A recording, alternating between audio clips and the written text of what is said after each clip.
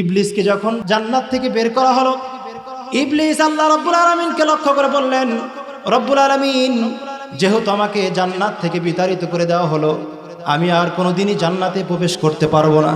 যেহেতু আদমের কারণে আমাকে জান্নাত থেকে বাহির হতে হলো, সুতরাং আমাকে এমন একটা জাল, এমন একটা ফাঁদ দান করেন, যে জাল আর যে ফাঁদে আদমকে এবং আদম সন্তানকে আটকায়া এ গলি থেকে অন্য গলি, এক বাজার থেকে অন্য বাজারে পাগলের মতো ঘোরাইতে পারি। এমন একটা জাল আর এমন একটা ফাঁদ আমাকে দান করেন। আল্লাহ রাব্বুল আলামিন ইবলিসের শেষ আকাঙ্ক্ষা পূরণ করার জন্য আল্লাহ রাব্বুল আলামিন ইবলিসের সামনে দামি দামি খাবার, দামি দামি পোশাক, রেশমি কাপড়, দামি দামি ঘোড়ার পাল, এইগুলো পেশ করলেন। ইবলিস এতেও খুশি হলো না। এবার আল্লাহ রাব্বুল আলামিন ইবলিসের সামনে এরকম ভাবে নিশাদার বস্তুকে পেশ করলো। নিশাদার বস্তু মদ, গাঁজা, ফেন্সিডিল, ইয়াবা আছে কি নাই, সিগারেট, বিড়ি আছে কি নাই, পানের ভিতরে জর্দা আছে কি নাই, এই নিশাদার বস্তু ইবলিসের সামনে যখন পেশ করলো, ইবলিস একটু মুস্কি হেসে বলতেছে, রব্বুল আলামিন, এটা আমার মোটামুটি পছন্দ হয়েছে, তবে আমাকে এমন একটা শক্তিশালী মারাত্মক জাল দেন, যেই জাল দ্বারা আমার মনের তামান্না, আকাঙ্ক্ষা পূরণ হয়ে যাবে। আল্লাহ রাব্বুল আলামিন এবার ইবলিসের শেষ আকাঙ্ক্ষা পূরণ করার জন্য ইবলিসের সামনে নারী জাতির সৌন্দর্যকে তুলে ধরা হলো। ইবলিস এবার নারী জাতির সৌন্দর্য দেখে খুশিতে আত্মহারা হয়ে গেল, লাফালাফি শুরু করে দিল। এবার আল্লাহকে বলে, রব্বুল আলামিন, আমার মনের আকাঙ্ক্ষা পূরণ হয়ে গেছে, সুতরাং নারী জাতির সৌন্দর্য আমার হাতে দিয়ে দেন। এই জন্য আল্লাহ রাসূল বলেন, আন উসামা ইবনে যায়েদ রাদিয়াল্লাহু তাআলা আনহু قال قال رسول الله صلى الله عليه وسلم ما تركت بعدي فتنة أضر على الرجال من النساء رواه البخاري أو كما قال النبي عليه الصلاة والسلام। আল্লাহর রাসূল বিশ্বনবী রাহমাতুল লিল আলামিন বলেন, আমার পরে আমার উম্মতের সবচেয়ে বড় ফিতনা হলো অসৎ নারী। আমার পরে আমার উম্মতের পুরুষদের জন্য সবচেয়ে বড় ফিতনার নাম কি? অসৎ নারী। একজন অসৎ নারী যদি একটা সমাজে, একটা গ্রামে, একটা মহল্লায় থাকে, গোটা এলাকার যুবকদেরকে পথভ্রষ্ট করার জন্য এটাই যথেষ্ট, ঠিক কিনা? সম্মানিত উপস্থিতি, আল্লাহ রাব্বুল আলামিন পবিত্র কোরআনে হাকিমের সূরা বাকারার 30 নম্বর আয়াতে কারিমার ভিতরে বলেন, وَإِذْ قَالَ رَبُّكَ لِلْمَلَائِكَةِ إِنِّي جَاعِلٌ فِي الْأَرْضِ خَلِيفَةً قَالُوا أَتَجْعَلُ فِيهَا مَن يُفْسِدُ فِيهَا وَيَسْفِكُ الدِّمَاءَ وَنَحْنُ نُسَبِّحُ بِحَمْدِكَ وَنُقَدِّسُ لَكَ قَالَ إِنِّي أَعْلَمُ مَا لَا تَعْلَمُونَ। আল্লাহু আকবার বলেন। আল্লাহ রাব্বুল আলামিন সূরা বাকারার 30 নম্বর আয়াতে কারিমার ভিতরে বর্ণনা করেন, স্মরণ করো সেই দিনের কথা যখন আল্লাহ রাব্বুল আলামিন সকল ফেরেশতাকে লক্ষ্য করে বলেছিল, ও আমার ফেরেশতার দলেরা, দুনিয়ার জমিনে আমার প্রতিনিধি নিযুক্ত করতে চাই। তখন সকল ফেরেশতা কিন্তু আল্লাহকে বলেছিল, রব্বুল আলামিন, যাকে আপনি দুনিয়ার জমিনে প্রতিনিধি হিসাবে বানাইতে চাচ্ছেন, যাদেরকে আপনি দুনিয়ার জমিনে প্রতিনিধি হিসাবে পাঠাতে চান, তারা তো দুনিয়ার জমিনে গিয়ে বিশৃঙ্খলা শুরু করবে, ফিতনা ফাসাদ শুরু করবে, রক্তপাত করবে। তাদেরকে বানানোর কোনো প্রয়োজন নাই, বরং আমরাই তো আপনার পবিত্রতা বর্ণনা করি, আমরাই তো আপনার তাসবিহ আদায় করি। তখন কিন্তু আল্লাহ পাক তাদের কথার প্রত্যুত্তরে বলেছিলেন, ক্বালা ইন্নী আ'লামু মা লা তা'লামুন, আমি আল্লাহ পাক যা জানি তা তোমরা জানো না। সম্মানিত উপস্থিতি, এরপরে আল্লাহ রাব্বুল আলামিন এক মুষ্টি মাটি দ্বারা আদম আলাইহিস সালামকে সৃষ্টি করলেন। এক মুষ্টি মাটি দ্বারা আদম আলাইহিস সালামকে সৃষ্টি করার পর আল্লাহ রাব্বুল আলামিন আদম আলাইহিস সালামকে এত সুন্দর করে, শুধু আদম না, পৃথিবীর সকল মানুষদেরকে আল্লাহ পাক এত সুন্দর আকৃতি দিয়া, সুন্দর গঠনে সৃষ্টি করলেন, যার ব্যাপারে আল্লাহ রাব্বুল আলামিন সূরা 3-এর 4 নম্বর আয়াতে কারিমার ভিতরে বলেন, লাকাদ খালাকনাল ইনসানা ফি আহসানি তাকবীম। আল্লাহ রাব্বুল আলামিন মানুষকে সবচেয়ে সুন্দর আকৃতি দিয়ে সুন্দর গঠনে সৃষ্টি করেছেন। সুবহানাল্লাহ। সৃষ্টিকুলের আসমান থেকে জমিনের নিচে এমনকি আল্লাহর সৃষ্টিকুলের ভিতরে যত মাখলুকাত আল্লাহ পাক সৃষ্টি করেছেন তার ভিতরে সবচেয়ে সুন্দর আকৃতি দিয়ে সুন্দর গঠনে আল্লাহ পাক যাদেরকে সৃষ্টি করেছেন তারা কারা? তারা কারা? তারা আমরা মানুষ। শুধু তাই নয়, বলে এই মানুষকে আল্লাহ পাক সকল মাখলুকাতের ভিতরে শ্রেষ্ঠত্ব দান করেছেন। সূরা বনী ইসরাঈলের ৭০ নম্বর আয়াতে কারিমার ভিতরে আল্লাহ পাক বলেন, ওয়ালাকাদ কাররামনা বানি আদম। আল্লাহ পাক বলেন, আমি আল্লাহ রাব্বুল আলামিন মানুষকে সকল মাখলুকাতের ভিতরে শ্রেষ্ঠত্ব দান করেছি। সুবহানাল্লাহ। কেমন শ্রেষ্ঠত্ব? আল্লাহ রাব্বুল আলামিন এক মুষ্টি মাটি দ্বারা যখন আদম আলাইহিস সালামকে সৃষ্টি করলেন, আদম আলাইহিস সালামকে সৃষ্টি করার পর আল্লাহ রাব্বুল আলামিন সকল জিনিসের নাম শিক্ষা দিলেন। আল্লাহ পাক আদম আলাইহিস সালামকে শিক্ষা দিলেন। এরপর সে সকল জিনিসগুলো সকল ফেরেশতার সামনে উপস্থাপন করা হলো। ফেরেশতাদেরকে লক্ষ্য করে বলা হলো, তোমরা যদি সত্যবাদী হয়ে থাকো তাহলে এই জিনিসগুলোর নাম তোমরা বলে দাও। তখন সকল ফেরেশতা কিন্তু বলেছিল, ক্বালু সুবহানাকা লা ইলমা লানা ইল্লা মা আল্লামতানা ইন্নাকা আনতাল আলিমুল হাকীম। সূরা বাকারা ৩২ নম্বর আয়াতে কারিমার ভিতরে আল্লাহ পাক বলেন, সকল ফেরেশতা বলেছিল, রব্বুল আলামিন আপনি তো পবিত্র মহান, আপনি আমাদেরকে যা শিক্ষা দিয়েছেন তাই শুধু আমরা জানি, এছাড়া আর কোনো কিছু আমরা জানি না। সুতরাং এই আসবাবপত্রের কি নাম এগুলো আমাদের বলার কোনো অধিকার নাই, এই বিষয়ে আমাদের কোনো জ্ঞান নাই। এরপর আল্লাহ রাব্বুল আলামিন সাইয়্যিদানা আদম আলাইহিস সালামকে বললেন, ও পয়গম্বর আদম, এই সকল জিনিসপাতির নামগুলো আপনি বলে দিন। সাইয়্যিদানা আদম আলাইহিস সালাম তখন সকল আসবাবপত্রের নামগুলো বলে দিলেন। এবার সকল ফেরেশতা বুঝে গেল আদম আমাদের চেয়ে শ্রেষ্ঠ, কারণ আদম আলাইহিস সালামকে আল্লাহ পাক এমন জ্ঞান দান করেছেন, এমন ইলম দান করেছেন, এমন সুন্দর আকৃতি দিয়ে সৃষ্টি করেছেন, বলে পৃথিবীর কোনো মানুষকে, পৃথিবীর কোনো মাখলুকাতকে এত সুন্দর আকৃতি দিয়ে সুন্দর গঠনে এত সুন্দর মেধা দিয়ে আল্লাহ সৃষ্টি করেন না। এরপর আল্লাহ রাব্বুল আলামিন সাইয়্যিদানা আদম আলাইহিস সালামকে সম্মানার্থে সিজদা করার ব্যাপারে সকল ফেরেশতাকে হুকুম করল। وَإِذْ قُلْنَا لِلْمَلَائِكَةِ اسْجُدُوا لِآدَمَ فَسَجَدُوا إِلَّا إِبْلِيسَ أَبَى وَاسْتَكْبَرَ وَكَانَ مِنَ الْكَافِرِينَ। সম্মানিত উপস্থিতি, সূরা বাকারার ৩৪ নম্বর আয়াতে কারিমার ভিতরে আল্লাহ পাক বলেন, তখন সকল ফেরেশতাকে লক্ষ্য করে আল্লাহ পাক বললেন, ও আমার ফেরেশতার দলেরা, এই যে আমার পয়গম্বর সাইয়্যিদানা আদম আলাইহিস সালামকে তোমরা সম্মানার্থে সকলেই সিজদায় পড়ে যাও। তাফসীরের কিতাবে লেখেন সকল ফেরেশতা এক বাক্যে সিজদায় পড়ে গেল, ইল্লা ইবলিস, তবে ইবলিস সিজদা করল না।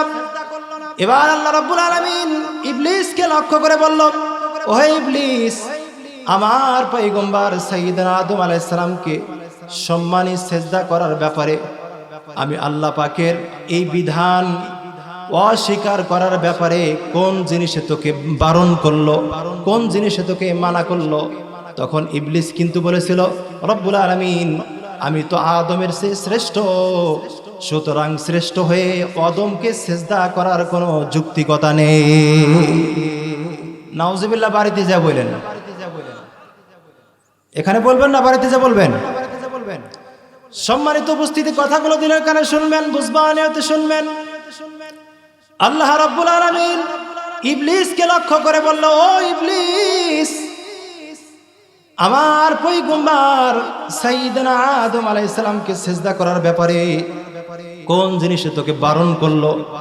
ইবলিস তখন যুক্তি পেশ করলো, রব্বুল আলামিন আমি তো আদমের চেয়ে শ্রেষ্ঠ, যে ব্যাপারে আল্লাহ পাক সূরা আরাফের 12 নম্বর আয়াতে কারিমার ভিতরে বলেন, ক্বালা মা মানাআকা আল্লা তাসজুদা ইয আমারতুক ক্বালা আনা খায়রুম মিনহু খলাকতানি মিন নার ওয়া খলাকতাহু মিন তিন।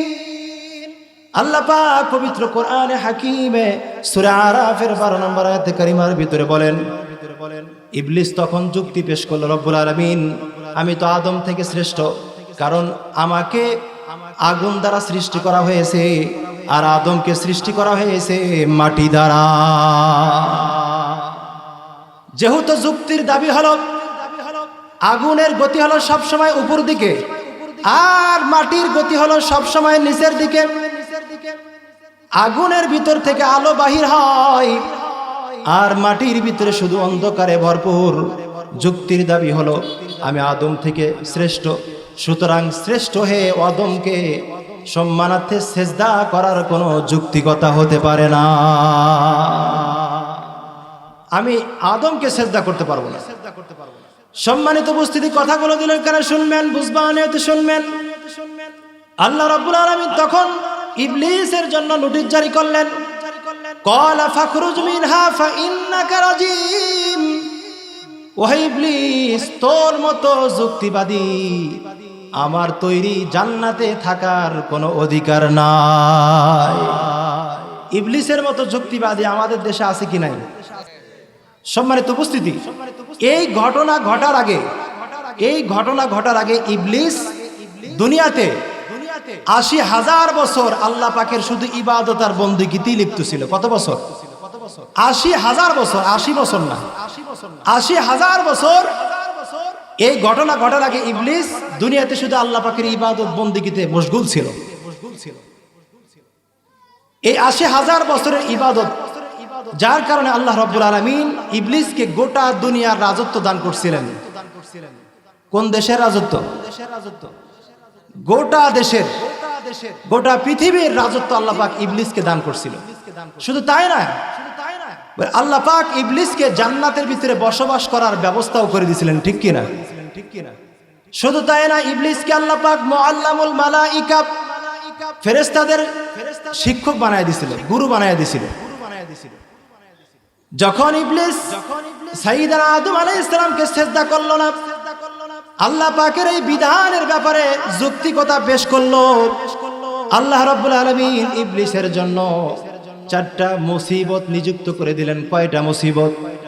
4টা বিপদ ইবলিসের জন্য নিযুক্ত করে দেওয়া হলো। ইবলিস 4টা মুসিবতের ভিতরে পড়ে গেল। তার ভিতরে একটা হলো আল্লাহ রাব্বুল আলামিন ইবলিস যে ৮০,০০০ বছর আল্লাহ পাকের ইবাদত বন্দেগী করেছে, এই ৮০,০০০ বছরের ইবাদতকে আল্লাহ পাক বরবাদ করে দিলে। শুধু তাই না, আল্লাহ রাব্বুল আলামিন এই ইবলিসকে, গোটা দুনিয়ার রাজত্বকে ইবলিসের হাত থেকে ছিনাইয়া নিলেন। তৃতীয় নাম্বার, আল্লাহ রাব্বুল আলামিন ইবলিসকে জান্নাত থেকে বরখাস্ত করে দিলেন। আর চতুর্থ নাম্বার, আল্লাহ পাক ইবলিসের জন্য ভবিষ্যৎবাণী বলে দিলেন, ফাইন্নাকা রাজিম, তোর জন্য আজীবন আমি আল্লাহর রহমত থেকে তুই বঞ্চিত থাকবি। আল্লাহর রহমত থেকে ইবলিস আজীবন বঞ্চিত থাকবে, ঠিক কিনা? তাহলে ইবলিসের মতো যুক্তিবাদী আমাদের দেশে এখনো আছে কি নাই? কোন বান্দাকে যদি নামাজের দাওয়াত দেওয়া হয়, সেই বান্দা তখন যুক্তি পেশ করে, নামাজ তো মোল্লা মৌলবীরা পড়বে, ঠিক কিনা? যুক্তি পেশ করে। শুধু তাই না, রোজা রাখার ব্যাপারে যদি বলা হয়, তখন বলে রোজা তো তারাই রাখবে যাদের ঘরে খাবার দাবার নাই, আছে কি নাই। তাদেরকে যদি বলা হয় যাকাত দাও, তখন তারা বলে যাকাত দিলে তো আমি ফকির হয়ে যাবো, যুক্তি পেশ করে, আছে কি নাই। তাদেরকে যদি বলা হয় হজ করো, আল্লাহর বিধান হজ পালন করো, তখন তারা বলে লক্ষ লক্ষ টাকা খরচ করে নিজ মাতৃভূমি ত্যাগ করে মক্কা নগরীতে গিয়ে এত টাকা খরচ করার কোনো মানেই হয় না, আছে কি নাই। শুধু তাই না, আল্লাহ রাব্বুল আলামিন পুরুষদের জন্য একটা অধিকার দিয়েছেন। বিশেষ কিছু শর্ত সাপেক্ষে পুরুষ একের অধিক 4টা পর্যন্ত বিবাহ করতে পারে। কয়টা বিবাহ? একসাথে 4টা স্ত্রী রাখতে পারে শর্ত সাপেক্ষে। যদি সে ইনসাফগার হয় তাহলে 4টা স্ত্রী একসাথে রাখার অধিকার আল্লাহ দিয়েছেন। কিন্তু আমাদের দেশের অনেক নারী যুক্তি পেশ করে যে পুরুষরা একের অধিক বিবাহ কেন করবে, যুক্তি পেশ করে কি করে না? সম্মানিত উপস্থিতি, এরকম যুক্তি যারা পেশ করবে আল্লাহর আইনের ব্যাপারে, আল্লাহ পাকের বিধানের ব্যাপারে যারা যুক্তি পেশ করবে তারা হলো ইবলিসের মুরিদ। তারা কারা? ইবলিসের মুরিদ। ইবলিসের যেমন পরিণতি হয়েছে ওই মানুষদেরও তেমনই পরিণতি হবে। এজন্য আমাদের কোনো সময় আল্লাহ পাকের বিধানের ব্যাপারে যুক্তি পেশ করা যাবে না, ঠিক কিনা? আমার বুঝে আসুক আর না আসুক, না বুঝেই আল্লাহর বিধানকে মানতে হবে। জোরে কোন ঠিক কিনা? আমার বুঝে আসুক আর না আসুক, আল্লাহর হুকুমের ব্যাপারে কোনো যুক্তিকতা পেশ করা যাবে?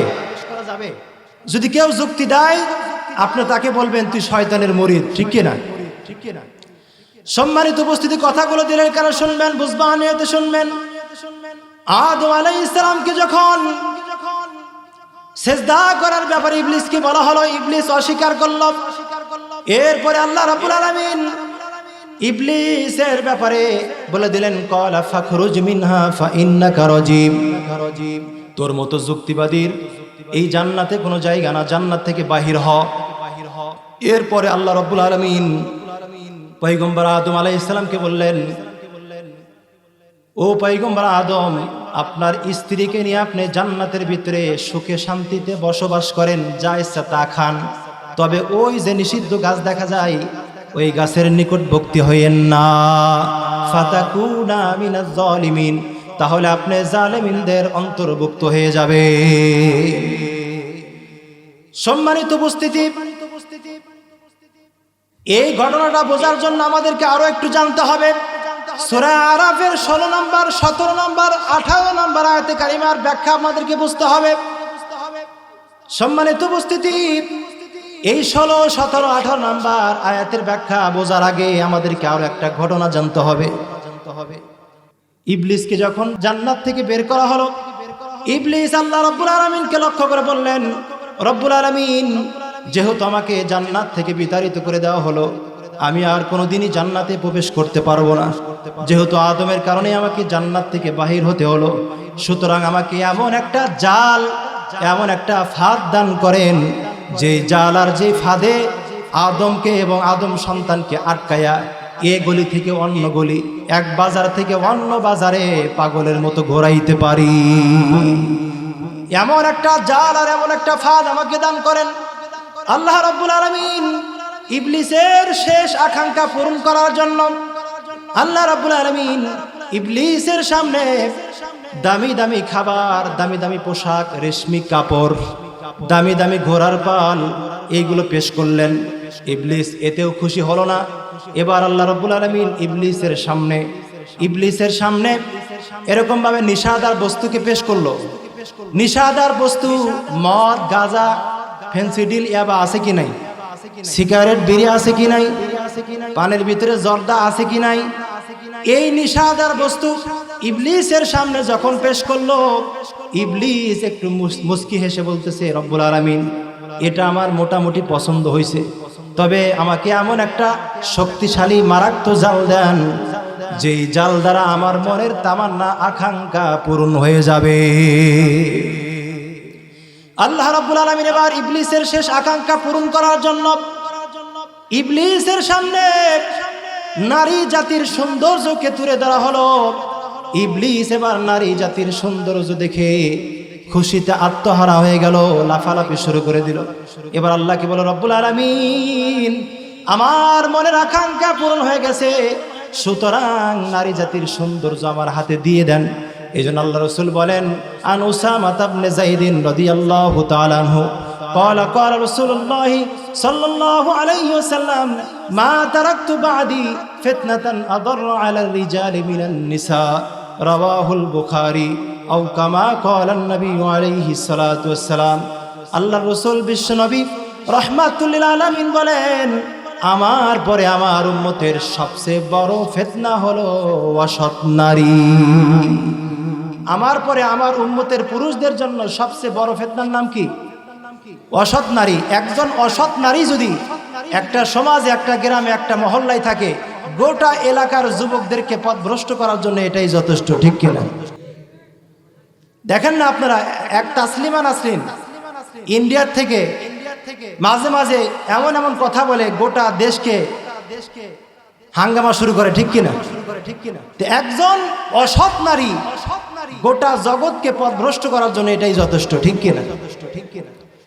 সম্মানিত উপস্থিতি, এই অসৎ নারীর সৌন্দর্য যখন ইবলিসের সামনে পেশ করা হলো, ইবলিস এবার বলল, রব্বুল আলামিন, আমার তামান্না আকাঙ্ক্ষা পূরণ হয়ে গেছে, এই নারী জাতির সৌন্দর্য আমার হাতে দিয়ে দেন।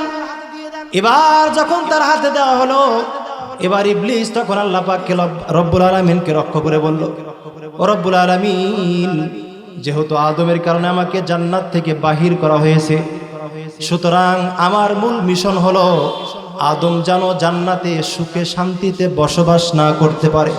এমনকি আদম সন্তান কিয়ামত পর্যন্ত যত আদম সন্তান আসবে, বনি আদম আসবে, তাদেরকে আমি পথভ্রষ্ট করব, এই জালের ভিতরে আটকায়া তাদেরকে জান্নাতের পথ থেকে জাহান্নামের পথে নিয়ে যাব। শুধু তাই না, সূরা আরাফের 16 নম্বর, 17 নম্বর, 18 নম্বর আয়াতে কারিমার ভিতরে আল্লাহ বলেন, ইবলিস তখন আল্লাহ পাককে লক্ষ্য করে বললেন, রব্বুল আলামিন, যেহেতু আদমের কারণে আমাকে জান্নাত থেকে প্রতারিত হয়েছে, সুতরাং আপনার সরল পথের মানুষদেরকে আমি পথভ্রষ্ট করব। তাদের সামনের দিক থেকে, তাদের পিছন দিক থেকে, তাদের ডান দিক থেকে, তাদের বাম দিক থেকে, চতুর্দিক থেকে আমি তাদেরকে এরকমভাবে ওয়াসওয়াসা দিব, তাদের উপর আক্রমণ করব এবং তাদেরকে আমি জাহান্নামের দিকে নিয়ে যাব।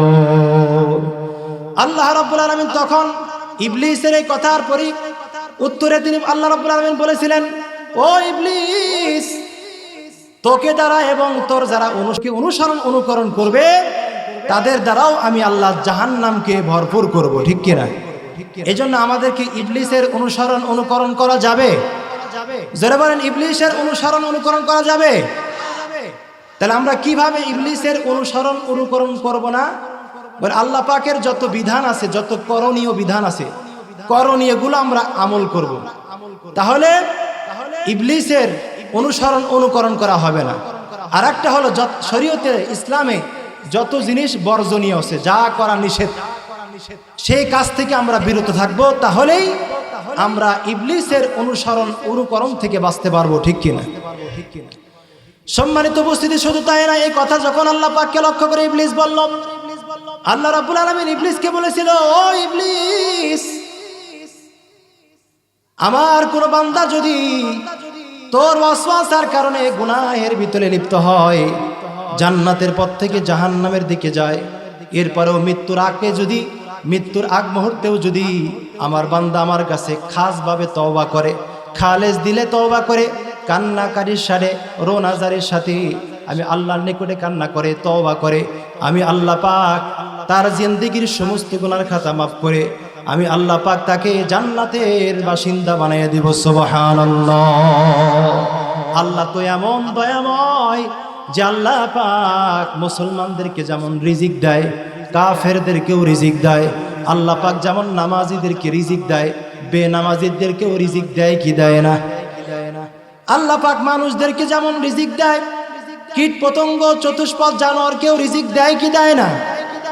তাফসীরে রুহুল মানিক এই কিতাবের ভিতরে, এই তাফসীরের ভিতরে লেখেন, আল্লাহর নবী হযরত মূসা আলাইহিস সালাতু ওয়াস সালাম তিনি একসময় আল্লাহ পাককে লক্ষ্য করে বললেন, রব্বুল আলামিন, আল্লাহ, গোটা দুনিয়ার অসংখ্য মাখলুক আপনি সৃষ্টি করেছেন, এই সকল মাখলুকাতকে আপনি সব সময় কিভাবে মনে রাখেন? সকল মাখলুককে আপনি কিভাবে রিজিক দেন? আমার বিষয়টা বুঝে আসে না। আল্লাহ রাব্বুল আলামিন তখন পয়গম্বর মূসা আলাইহিস সালামকে লক্ষ্য করে বলেছিল, ও পয়গম্বর মূসা আলাইহিস সালাম, তোমার হাতে যে লাঠি আছে আর তোমার সামনে যে বিশাল বড় একটা পাথর দেখা যায়, ওই লাঠি দিয়ে তুমি পাথরে আঘাত করো। সাইয়েদনা মূসা আলাইহিস সালাম লাঠি দিয়ে পাথরের উপর একটা জোরে সোরে আঘাত করলো, পাথরটা এরকম ভাবে এক টুকরা হয়ে গেল। আল্লাহ রাব্বুল আলামিন সাইয়েদনা মূসা আলাইহিস সালামকে বললেন আরো আঘাত করো। একে একে সাইয়েদনা মূসা আলাইহিস সালাম 4 বার আঘাত করলেন। কতবার? 4 বার আঘাত করার পরে পাথরটা এরকম ভাবে ভাঙতে ভাঙতে 4 টুকরা যখন ভেঙে গেছে, আল্লাহর পয়গম্বর মূসা আলাইহিস সালাম দেখলেন ওই পাথরের ভিতরে ছোট্ট একটা পোকা একটা সবুজ পাতা কুটকুট কুটকুট করে কামড়ায় খাইতেছে। সুবহানাল্লাহ। এই পাথরের ভিতরে এই পোকাকে রিজিক দিল কে? আমাকে আপনাকে রিজিক দেয় কে? কাফের মুশরিকদেরকেও রিজিক দেয় কে? সম্মানিত উপস্থিতি, আল্লাহ রাব্বুল আলামিন মূসা আলাইহিস সালামকে লক্ষ্য করে বললেন, ও পয়গম্বর মূসা, তুমি ভালো করে দেখো, এই পাথরের ভিতরে আমি আল্লাহ পাক রিজিক পৌঁছায়া দিলাম। তুমি একটু ওই পোকার কাছে গিয়ে একটু কান লাগায়া শোনো, দেখো তো পোকা কি বলে। পোকা বলতেছিল সুবহানা মান ইয়ারানি। পোকা বলতেছিল যে ওই আল্লাহ পাকের আমি পবিত্রতা বর্ণনা করতেছি, যে আল্লাহ পাক আমাকে সর্বক্ষণ দেখেন এবং সর্বক্ষণ আমার খোঁজ খবর রাখেন। জোরে কোন সুবহানাল্লাহ। মূসা আলাইহিস সালামের মনের আকাঙ্ক্ষা পূরণ হয়ে গেল যে আল্লাহ পাক গোটা দুনিয়ার সকল মাখলুকাতকে কিভাবে মনে রাখে, কিভাবে রিজিক দেয়, এই ব্যাপারে কি আর কোনো সন্দেহ থাকলো নাকি? সম্মানিত উপস্থিতি, আমার আল্লাহ তো এমন আল্লাহ যে আল্লাহ আমাকে আপনাকে সকলকে রিজিক দেয়। মুসলমানদেরকে যেমন আল্লাহ পাক সুস্থতা দান করে, কাফের মুশরিকদেরকেও সুস্থতা দান করে কি করে না? মানুষদেরকে যেরকম ভাবে অসুস্থ হলে সুস্থতার নিয়ামত দান করে, চতুষ্পদ জানোয়ার কীট পতঙ্গদেরকেও সুস্থতার নিয়ামত দেয় কে? আল্লাহ। এই আল্লাহ আমাদের জন্য এত দয়াময়। আল্লাহ পাক রব্বুল আলামিন যখন দয়া মায়া সৃষ্টি করলেন, এই দয়া মায়াকে 100 ভাগ করলেন। কত ভাগ? 100 ভাগ দয়া মায়ার ভিতরে 99 ভাগ আল্লাহ পাক নিজের কাছে রাখলেন, আর 1 ভাগকে গোটা দুনিয়ার সকল মাখলুকাতের ভিতরে বন্টন করে দিলেন। এই 99 ভাগ ভালোবাসা দিয়ে আল্লাহ রাব্বুল আলামিন আমাকে আপনাকে ভালোবাসেন, গোটা দুনিয়ার সকল মাখলুকাতকে ভালোবাসেন। তাহলে আল্লাহর কোন বান্দা যদি মৃত্যুর আগ মুহূর্তেও যদি খালেস ভাবে খাস নিয়তে রোনা জারির সাথে কান্না করে তওবা করে, ওই আল্লাহ পাক আমার আপনার গুনাহ মাফ করতে পারে কি পারে না? জোরে কোন পারে কি পারে না? এজন্য আমাদের সকলের তওবা করা দরকার আছে কি নাই? আমরা প্রত্যেক দিন অনাবরত সব সময় তওবা করব, পারবো তো ইনশাআল্লাহ? মুরগির মতো তওবা করলে কিন্তু হবে না। মুরগি বোঝেন?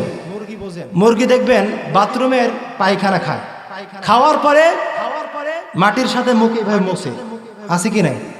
তওবা করে জীবনে আর পায়খানা খাবো না। বুঝতে পারছেন? মুরগি কি করে? পায়খানা খাওয়ার পরে মাটির সাথে মুখ মুছে মুছে বলে, আমি তওবা করতেছি, জীবনে আর এই ময়লা এই পায়খানা জীবনে খাবো না। কিন্তু পরবর্তীতে আবারও খায় কি খায় না? জোরে বলেন, খায় কি খায় না? আমরা তওবা করলাম, তওবা করার পরে আবার গুনাহ করলাম, তাহলে আমাদের তওবাও সে মুরগির মতো, ঠিক কিনা? আমি তওবা করলাম, আজ থেকে নামাজ ছাড়বো না, কিন্তু ফজরের নামাজে এই মুসল্লিদের পাওয়া যাবে না, আছে কি নাই? যতগুলা মুসল্লি এখানে বসছে, এই মুসল্লি যদি ফজরের নামাজে মসজিদে যায়, মসজিদে জায়গা হবে নাকি? জায়গা হবে না, কিন্তু মুসল্লি যাবেই না, ঠিক কিনা? তাহলে আমাদের তওবাও কিন্তু সেই মুরগির মতো হলো, ঠিক কিনা?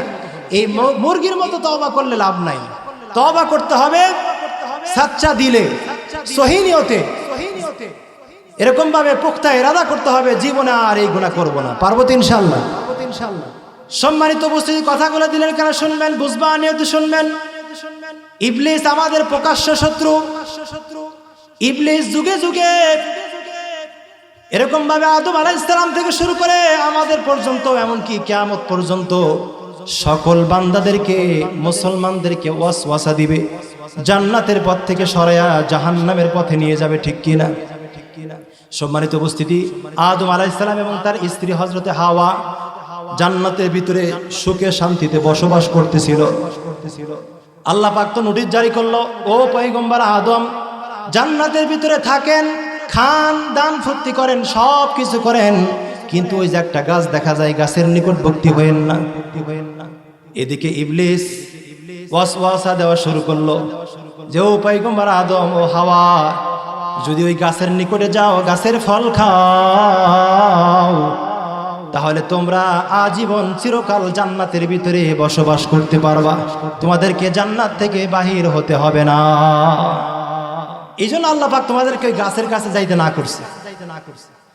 এক পর্যায়ে যেভাবেই হোক, যখন গাছের নিকটবর্তী হলো, আল্লাহর এই হুকুম অমান্য হয়ে গেল, ফাতাকুনা মিনাজ জালিমিন।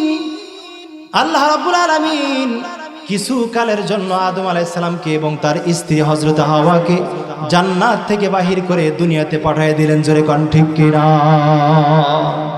তাহলে আমার আপনার আদি পিতা সাইয়্যিদানা আদম আলাইহিস সালাম এবং আমাদের মা হযরত হাওয়াকে জান্নাত থেকে বাহির করার পিছে মূল হাত কার হাতে? শয়তান, ইবলিস। ইবলিসের মূল মিশন হলো, যেহেতু আমাকে আদমের কারণে জান্নাত থেকে বাহির হতে হয়েছে, সুতরাং আদমও যেন জান্নাতে থাকতে না পারে। সম্মানিত উপস্থিতি, শুধু তাই না, পৃথিবীর শুরুর অঙ্গতে যে অপরাধটা সংগঠিত হয়েছে, সর্বপ্রথম পৃথিবীর জগতে যে গুনাহটা সংগঠিত হয়েছে, সাইয়্যিদানা আদম আলাইহিস সালামের ছেলে হাবিল কাবিল, নাম শুনছেন তো? এই হাবিলকে হত্যা করেছে কিসের কারণে? নারীর কারণে। কিসের কারণে? আকলিমাকে বিবাহ করবে। এই বিবাহ আল্লাহর ফয়সালা হলো, হাবিল আকলিমাকে বিবাহ করবে, আর কাবিল বলতেছে না আমি বিবাহ করব। এক পর্যায়ে এই নারীর কারণে কাবিল তার আপন ভাইকে হত্যা করলো, ঠিক কিনা? সর্বপ্রথম যে গুনাহটা সংঘটিত হয়েছে সেটা কিসের মাধ্যমে? নারীর মাধ্যমে। কারণ শয়তানের মূল ফাঁদ, মূল জাল হলো অসৎ নারী, ঠিক কিনা? সম্মানিত উপস্থিতি, কথাগুলো দিলের কানে শুনবেন। যে ঘটনাটা আপনাদের খেদমতে বললাম, একটা প্রশ্ন থেকে যায়। কি থেকে যায়? প্রশ্ন থেকে যায়। সেই প্রশ্নটা কি?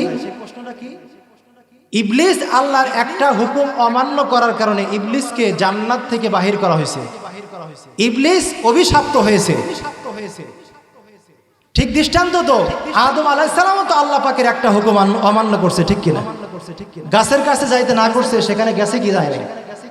তাহলে আদম আলাইহিস সালাম কি অভিশপ্ত হয়েছে? হয় নাই। অভিশপ্ত হয় নাই, কিন্তু ইবলিস কিন্তু অভিশপ্ত হয়েছে, ঠিক কিনা? ইবলিস কি কোনোদিন জান্নাতে যাইতে পারবে? কিন্তু আদম আলাইহিস সালাম কি আবার জান্নাতে যাবে কি যাবে না? যাবে। তাহলে ইবলিসকে আল্লাহ পাক জান্নাত থেকে একদম চিরকালের জন্য বাহির করে দিল একটা মাত্র হুকুম অমান্য করার কারণে।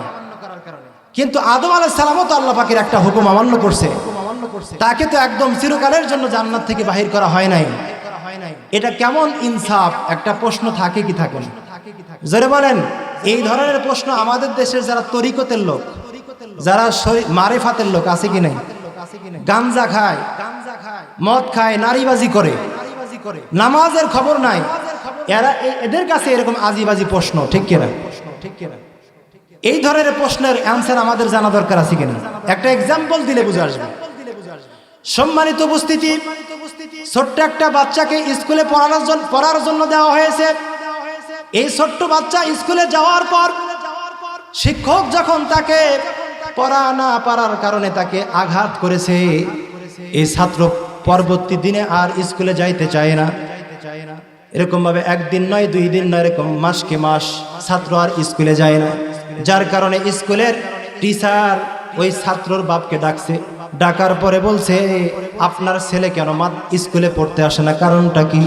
তখন ওই ছাত্রের বাবা বলতেছে, আমার ছেলে হলো ফুটবলে আসক্ত,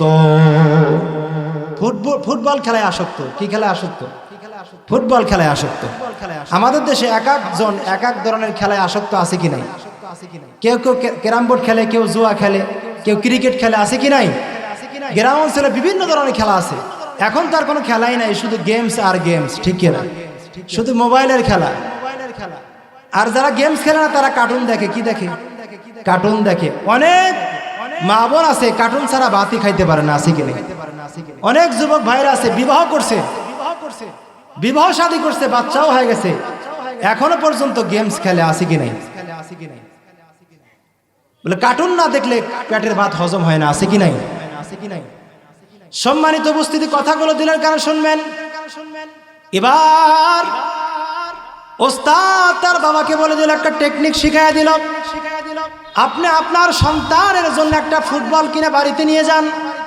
যাওয়ার পরে সন্তানকে সামনে রেখে সন্তানের মাকে খুব জোর আওয়াজে বলবেন, এ অমকের মা, এ বাবুর মা, শুনে রাখো, এই যে বল কিনে নিয়ে আসছি, এই বল যদি তোমার ছেলে ধরে তাকে কিন্তু আমি কঠিন শায়েস্তা করব, আর না হলে তাকে কিন্তু স্কুলে যাইতে হবে। কোথায় যাইতে হবে? স্কুলে যাইতে হবে।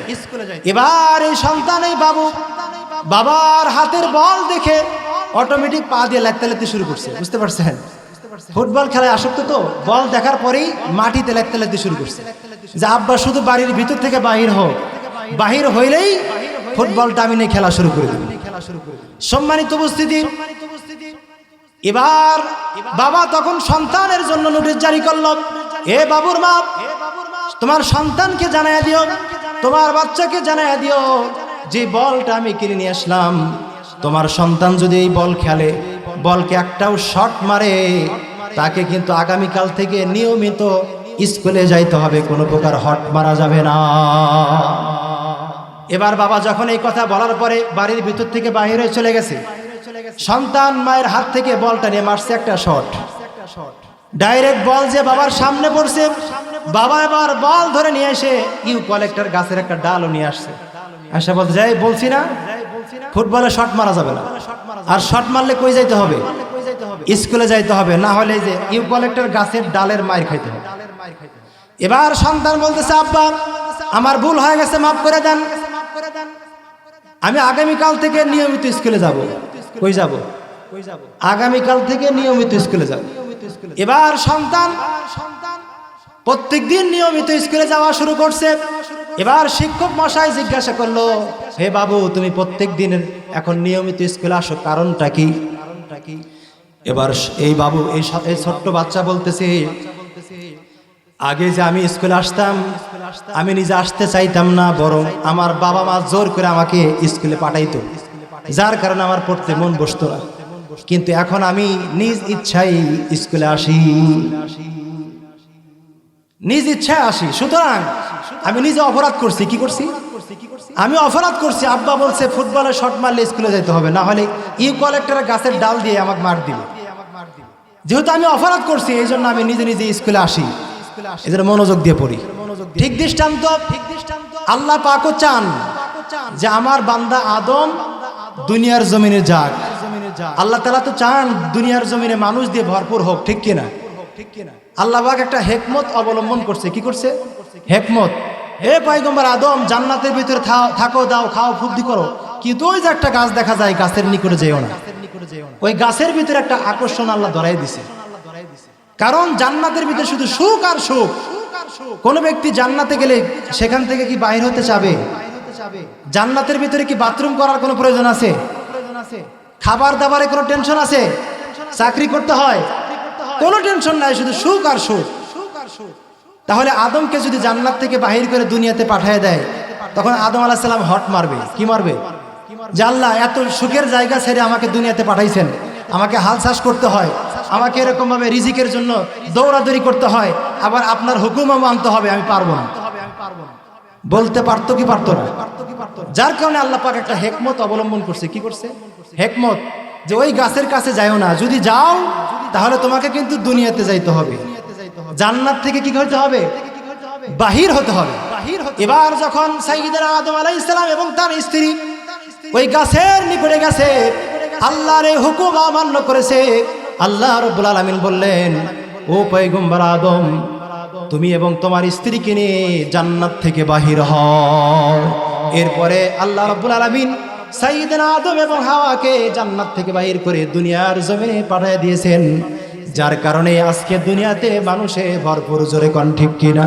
পৃথিবীতে যত মানুষ, সব মানুষই পয়গম্বর আদম আলাইহিস সালামের সন্তান, ঠিক কিনা?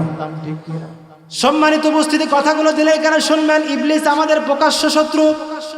আল্লাহ রাব্বুল আলামিন বলেন, ইন্নাশ শাইতানা ইয়ানজাগু বাইনাহুম ইন্নাশ শাইতানা কানা লিল ইনসানি আদুওয়াম মুবিনা।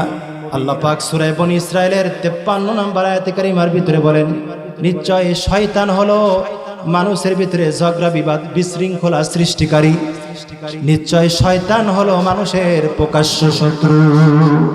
জোরে বলতে হবে, শয়তান আমাদের কেমন শত্রু? প্রকাশ্য শত্রু। আগের জামানায় শয়তানকে দেখা যাইতো, কিন্তু এখনকার জামানায় শয়তানকে দেখা যায় না। কারণ এখনকার জামানায় শয়তানের অভাব নাই। এখনকার জামানায় কি নাই? এই যে এত টাকা খরচ করে এত বড় একটা আয়োজন করছেন, আশেপাশে মাহফিলের বাহিরে যারা বসে আছে তারা হলো শয়তান। তারা কারা? তারা শয়তান। শয়তান বলে, হায় হায়, পৃথিবীতে তো শয়তানদের ভরে গেছে, তাহলে আমাকে তো আর প্রকাশ্যে যাওয়ার কোনো দরকার নাই। ঠিক কিনা? একটু পরে আপনারা বুঝতে পারবেন। সম্মানিত উপস্থিতি, শয়তান মানুষের প্রকাশ্য শত্রু। কেমন শত্রু? আল ইবতিলাউল আখিয়ার একটা কিতাবের নাম। যে ঘটনাটা আপনাদের খেদমতে বলবো, এই ঘটনাটা হায়াতুল হাইওয়ান কিতাবের ভিতরেও বর্ণিত হয়েছে। আল্লাহর নবী সাইয়্যিদানা ঈসা আলাইহিস সালাম, সকলে নাম শুনছেন তো? সাইয়্যিদানা ঈসা আলাইহিস সালাম, যাকে আল্লাহ পাক এমন কিছু মুজিজা দান করেছিলেন, তিনি মাদারজাত অন্ধ, জন্ম থেকেই অন্ধ ব্যক্তি। এমন বাচ্চার চোখে যদি আল্লাহর নবী ঈসা আলাইহিস সালাম হাত বুলাই দিতেন, সঙ্গে সঙ্গে আল্লাহ পাক দৃষ্টি ভালো করে দিতেন। সুবহানাল্লাহ। শুধু তাই না, আল্লাহ পাক সাইয়্যিদানা ঈসা আলাইহিস সালামকে এমন কিছু মুজিজা দান করেছিলেন, ঈসা আলাইহিস সালাম যদি কোনো মাটি দিয়ে যদি পাখি বানায়া উড়াইয়া দিতেন, সঙ্গে সঙ্গে তার জীবিত হয়ে উড়ে যেত। সুবহানাল্লাহ। শুধু তাই না, ঈসা আলাইহিস সালাম যদি কোনো মুর্দা মানুষের কাছে যে কুম বিইজনিল্লাহ বলতো, সঙ্গে সঙ্গে তা জীবিত হয়ে যাইত। সুবহানাল্লাহ। এই পয়গম্বর সাইয়্যিদানা ঈসা আলাইহিস সালাম, তিনি একদিন দেখলেন ইবলিস, অভিশপ্ত ইবলিস, 5টি মালবাহী গাধা নিয়ে। কয়টি মালবাহী গাধা? 5টি মালবাহী গাধা নিয়ে সাইয়্যিদানা ঈসা আলাইহিস সালামের সম্মুখ দিয়ে অতিক্রম করে যাচ্ছিলেন। আল্লাহর নবী সাইয়্যিদানা ঈসা আলাইহিস সালাম ইবলিসকে লক্ষ্য করে বলল, কারণ আগের জামানায় ইবলিসকে দেখা যাইতো। ঈসা আলাইহিস সালামের সম্মুখ দিয়ে যখন ইবলিস 5টি মালবাহী গাধা নিয়ে হাঁকিয়ে যাচ্ছিল, আল্লাহর নবী ঈসা আলাইহিস সালাম ইবলিসকে লক্ষ্য করে বলল, ওহে ইবলিস, এই মালবাহী গাধা নিয়ে তুই কই যাস? এই মালবাহী গাধার ভিতরে কি আসবাবপত্র আছে আমাকে বললে আমি উপকৃত হব। ইবলিস কথার প্রতি উত্তরে সাইয়্যিদানা ঈসা আলাইহিস সালামকে লক্ষ্য করে বললেন, ও পয়গম্বর ঈসা আলাইহিস সালাম, এই যে 5টি মালবাহী গাধা আপনি দেখতেছেন, এই 5টি মালবাহী গাধাতে ব্যবসার মালপত্রে ভরপুর। আর এই ব্যবসার মালপত্র বেচার জন্য আমি ক্রেতার সন্ধানে বের হয়েছি। মানে ইবলিসও ব্যবসা করে। কি করে? ইবলিসও ব্যবসা করে। বলতেছে এই 5টি মালবাহী যে গাধা দেখতেছেন, এর ভিতরে আসবাবপত্রে ভরপুর, এইগুলো আমি ক্রেতার সন্ধানে বের হয়েছি বেচার জন্য। সম্মানিত উপস্থিতি, সাইয়্যিদানা ঈসা আলাইহিস সালাম এবার ইবলিসকে লক্ষ্য করে বলো, ও ইবলিস, এই 5টি মালবাহী গাধার ভিতরে কি আসবাবপত্র রয়েছে? ইবলিস এবার প্রত্যুত্তরে বললেন, এই যে প্রথম নাম্বার গাধা দেখতেছেন, যার পিঠে মালপত্রে ভরপুর, এই গাধার পিঠে যে মালপত্র ভরপুর সেটা হলো জুলুম, অত্যাচার। এই গাধার পিঠে যে আসবাবপত্র সেগুলো কি? শুধু জুলুম আর অত্যাচার। দ্বিতীয় নাম্বার যে গাধা দেখতেছেন, এই গাধার পিঠে যে আসবাবপত্র দেখতেছেন, এইগুলা হলো কিবির, নিজেকে বড় মনে করা, এতে ভরপুর। এই যে 3 নাম্বার যে গাধার পিঠে আসবাবপত্র দেখতেছেন, এইগুলা হলো হিংসা বিদ্বেষে ভরপুর। কিসে ভরপুর? হিংসা বিদ্বেষে ভরপুর। এই যে 4র্থ নাম্বার গাধা দেখতেছেন, এই গাধার পিঠে যে আসবাবপত্র দেখতেছেন, এই আসবাবপত্র শুধু খিয়ানতে ভরপুর। 5 নাম্বার যে গাধার পিঠে আসবাবপত্র দেখতেছেন, এই গাধার পিঠে যে আসবাবপত্র দেখতেছেন, এইগুলো হলো ধোঁকাবাজিতে ভরপুর। কিসে ভরপুর? ধোঁকাবাজিতে ভরপুর। চমৎকার ঘটনা। সাইয়েদনা ঈসা আলাইহিস সালাম আবার ইবলিসকে লক্ষ্য করে বললেন, ও ইবলিস, এই 5টি গাধায় 5 রকমের আসবাব, সব আসবাব কি তুই এক ধরনের ক্রেতার কাছে বিক্রি করস নাকি ভিন্ন ভিন্ন ক্রেতার কাছে বিক্রি করস? ইবলিস এবার প্রতি উত্তরে বললেন, ও পয়গম্বর সাইয়েদনা ঈসা আলাইহিস সালাম, এই 5টি মালবাহী গাধায় যে আপনি আসবাবপত্র দেখতেছেন, এক শ্রেণীর ব্যক্তির কাছে আমি বিক্রি করি না, বরং ভিন্ন ভিন্ন শ্রেণীর মানুষদেরকে আমি এই আসবাবপত্র বিক্রি করে থাকি। আল্লাহ নবী সাইয়েদনা ঈসা আলাইহিস সালাম বললেন, তাহলে 1 নাম্বার গাধার পিঠে যে জুলুম অত্যাচারে ভরপুর, এইগুলো তুমি কার কাছে বিক্রি করস? ইবলিস এবার প্রতি উত্তরে বললেন, এই যে দেখেন 1 নাম্বার গাধার পিঠে যে জুলুম অত্যাচারে ভরপুর, এইগুলো আমি দুনিয়ার রাজা বাদশা এমপি মন্ত্রী চেয়ারম্যান মেম্বারদের কাছে বিক্রি করে থাকি, ঠিক কিনা? পৃথিবীর বুকে যত জুলুম আর অত্যাচার, এই জুলুম অত্যাচার সবচেয়ে বেশি ক্রয় করেছে রাজা বাদশা এমপি মন্ত্রী মেম্বার চেয়ারম্যানেরা। জোরে কোন ঠিক কিনা? ক্ষমতায় বসার পরেই শুধু জুলুম আর অত্যাচার, আছে কি নাই? অথচ যেই মানুষগুলো বিগত 16 বছর একদম নিরহ মানুষ ছিল, মানুষের ভিতরে মানুষের সাথে চলাফেরা করতে একদম নম্র ভদ্রতার সাথে, ঠিক কিনা? এখন সরকার পতন হয়েছে, এখন তারাই জালেম হয়ে গেছে, ঠিক কিনা? কথা মনে মিথ্যা বলতেছি? আগে তো এক জালেম ছিল, এখন আরেক জালেম তৈরি হয়ে যাইতেছে, ঠিক কিনা? তাহলে এই জুলুম অত্যাচার ইবলিস থেকে সবচাইতে বেশি ক্রয় করেছে হলো রাজা বাদশা এমপি মন্ত্রী মেম্বার চেয়ারম্যানরা। জোরে কোন ঠিক কিনা? আপনার বিচারের জন্য মেম্বার সাহেবের কাছে যান, চেয়ারম্যান সাহেবের কাছে যান, এমপির কাছে যান, দেখবেন তলে তলে অপর পক্ষ ঘুষ দিছে, আপনার বিচার ইনসাফ হবে না, ঠিক কিনা? জুলুম আর অত্যাচার সবচাইতে বেশি করে কারা? এমপি মন্ত্রী মেম্বার চেয়ারম্যানেরা। জোরে কোন ঠিক কিনা? এই পথ যে আল্লাহ পাক তোমাকে দান করেছে, এখানে বসে তুমি জুলুম করবা এই জন্য তোমাকে দান করা হয় নাই, বরং ইনসাফ ভিত্তিক সমাজ এবং রাষ্ট্র পরিচালনা করার জন্য তোমাকে এখানে বসানো হয়েছে। কিন্তু তুমি এখানে বসার পর মানুষের উপর জুলুম অত্যাচার শুরু করলা, বোঝা গেল তুমি ইবলিস থেকে জুলুম অত্যাচার ক্রয় করেছো, ঠিক কিনা? এজন্য আমাদের সমাজে যারা জুলুম করে তারা ইবলিস থেকে জুলুম ক্রয় করেছে। জোরে কোন ঠিক কিনা? তারা হলো ইবলিসের মুরিদ, আছে কি নাই? সম্মানিত উপস্থিতি, কথাগুলো দিলে এখানে শুনবেন।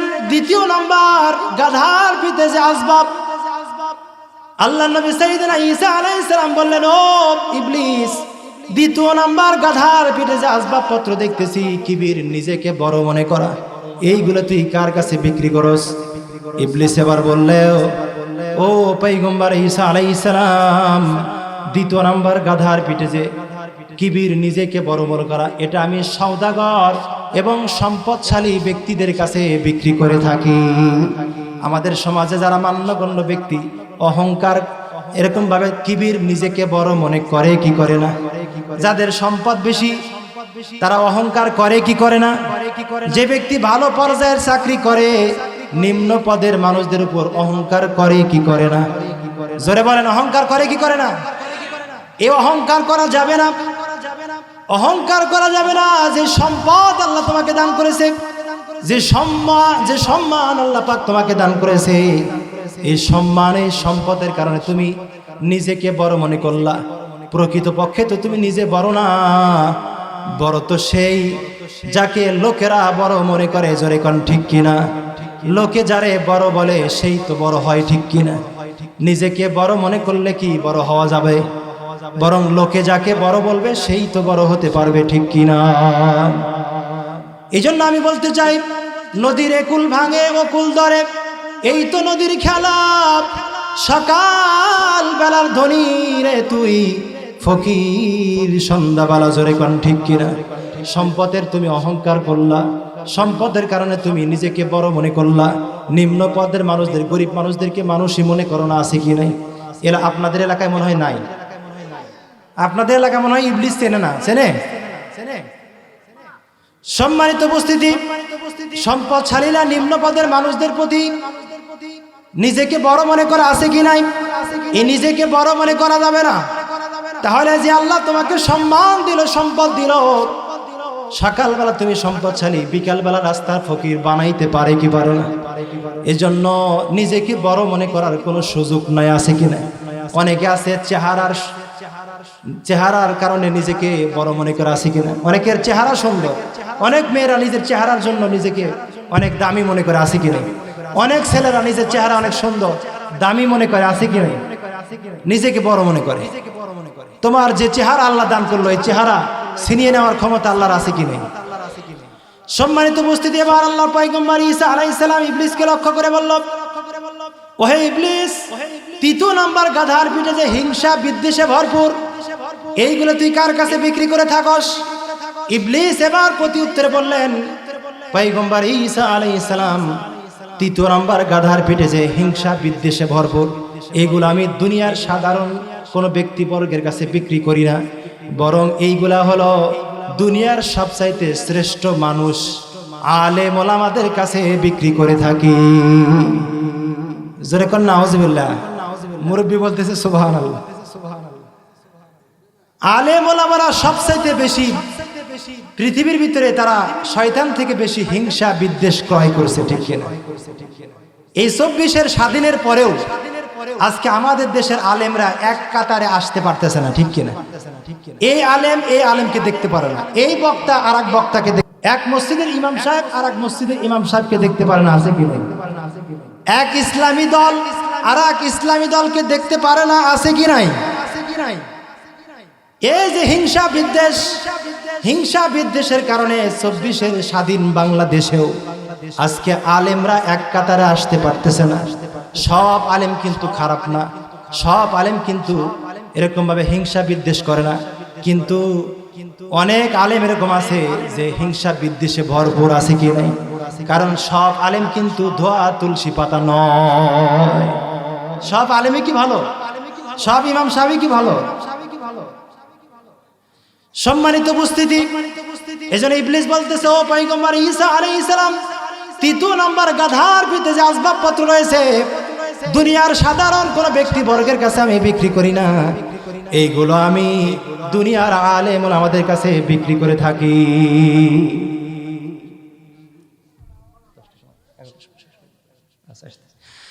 সম্মানিত উপস্থিতি, কথাগুলো দিলে কানে শুনবেন, বুঝবেন, নিয়তে শুনবেন। এজন্য হিংসা বিদ্বেষ করা যাবে না। আজকে আমাদের দেশের আলেম ওলামারা হিংসা বিদ্বেষের কারণে এক হতে পারতেছে না। আর যদি আলেম ওলামারা এক হতে না পারে, কিয়ামত পর্যন্ত আমাদের এই বাংলাদেশে ইসলামী খেলাফত কায়েম হবে না, ঠিক কিনা? এজন্য সকল দলের আলেমকে, সকল মাসলাকের আলেমকে এক হতে হবে। সব ধরনের আলেমের আল্লাহ কয়জন? জামাত ইসলামের আল্লাহ কয়জন? চরমনার আল্লাহ কয়জন? এরপরে জমিয়তের আল্লাহ কয়জন? ইসলামী যে আরো দল আছে, হেফাজতে ইসলামের আল্লাহ কয়জন? সব দলের আল্লাহ কিন্তু একজন। এই দিকে খেয়াল করে হলেও আমাদের সকলকে এক হতে হবে, ঠিক কিনা? যদি এক না হন, ইসলাম বিদ্বেষীরা আলেম ওলামাদেরকে সিল শকুনের মতো চিরে চিরে খাবে। জোরে কোন ঠিক কিনা? এবার ইবলিসকে লক্ষ্য করে বলা হলো, ইবলিসকে লক্ষ্য করে বলা হলো, ৪র্থ নাম্বার গাধার পিঠে যে আসবাবপত্র দেখতেছি, এগুলো কার কাছে বিক্রি করা হয়? ইবলিস এবার প্রতি উত্তরে বলল, ৪র্থ নাম্বার গাধার পিঠে যে আসবাবপত্র দেখতেছেন, এইগুলো হলো খেয়ানতে ভরপুর, যেগুলো আমি দুনিয়ার শ্রমিক, এরকম ভাবে দিন মজুর, চাকরিজীবী ব্যক্তিবর্গের কাছে বিক্রি করে থাকি। কাজের ফাঁকি দেয় এরকম শ্রমিক আছে কি নাই? এরকম মাঠের কামলা আছে কি নাই? কামলা নিছেন, মাঠে কাজ করতেছে, মালিক সেখানে নাই, কাজে ফাঁকি দেয়, আছে কি নাই? সিসি ক্যামেরা লাগানো আছে, তারপরেও কাজে ফাঁকি দেয়, এরকম শ্রমিক চাকরিজীবী আছে কি নাই? অনেক মাস্টার, অনেক শিক্ষক তো এমন আছে, এরকম ভাবে ছাত্রদেরকে পড়ায় না, বরং ক্লাসের ভিতরে ঘুমায় আসে কিনা? এই খেয়ানত ইবলিস চাকরিজীবী এরকম ভাবে দিন মজুর ব্যক্তি বর্গের কাছে বিক্রি করে থাকে, ঠিক কিনা? ইবলিসকে লক্ষ্য করে বলা হলো 5 নাম্বার, গাধার পিঠে যে আসবাবপত্র ধোঁকাবাজিতে ভরপুর, এগুলো তুই কার কাছে বিক্রি করে থাকোস? ইবলিস তখন প্রতি উত্তরে বলল, এগুলো দুনিয়ার নারীর কাছে বিক্রি করা হয়, কারণ নারীরা সবচেয়ে বড় ধোঁকা খায়, আছে কি নাই? নারীদেরকে যদি একটু প্রশংসা করেন তাহলে নারীরা গলে যাবে, ঠিক কিনা? সম্মানিত উপস্থিতি, নারীদেরকে একটু প্রশংসা করবেন, নারীরা গলে যাবে। এই জন্য নারীরা সবচেয়ে বেশি ধোঁকা খায়। এই জন্য ইবলিস বলতেছে, দুনিয়ার জমিনে সবচাইতে আমি বেশি ধোঁকা বিক্রি করি নারীদের কাছে। এই জন্য মা বোনদেরকে সচ্চার হতে হবে, ধোঁকা খাওয়া যাবে না, ইবলিসের ধোঁকা খাওয়া যাবে না। এই জন্য আমরা সকলেই, ইবলিস যে আমাদের প্রকাশ্য শত্রু, আল্লাহ রসুল হাদিসের ভিতরে বলছেন, ইন্নাশ শাইতানা ইয়াজরি মিনাল ইনসানি মাজরিদ দম, রাওয়াহুল বুখারী। আল্লাহ রসুল বলেন, শয়তান এমন ডেঞ্জারাস যে মানুষের শিরা উপশিরা রগে রগে রক্তে রক্তে চলার ক্ষমতা রাখে। এই জন্য মানুষকে পথভ্রষ্ট করার জন্য ইবলিসের চাইতে বড় শত্রু আর কেউ হতে পারে না। এই জন্য ইবলিস আমাদের প্রকাশ্য শত্রু। আমরা সকলেই ইবলিসের জড়যন্ত্র ষড়যন্ত্র থেকে দূরে থাকতে পারবো তো ইনশাআল্লাহ? আল্লাহ পাক আমাদের সকলকে ইবলিসের এই ওয়াসওয়াসা থেকে, ইবলিসের জড়যন্ত্র ষড়যন্ত্র থেকে আমাদেরকে হেফাজত করুক, জোরে কোন আমিন। ইবলিস আমাদের প্রকাশ্য শত্রু, এই খারাপি থেকে আল্লাহ পাক যেন আমাদেরকে হেফাজত করে। যে বিষয়ে আলোচনা হলো, আল্লাহ পাক বলনেওয়ালা শুননেওয়ালা উভয়কে বিষয়গুলো বুঝিয়ে আমল করার তৌফিক দান করুক, জোরে বলেন আমিন।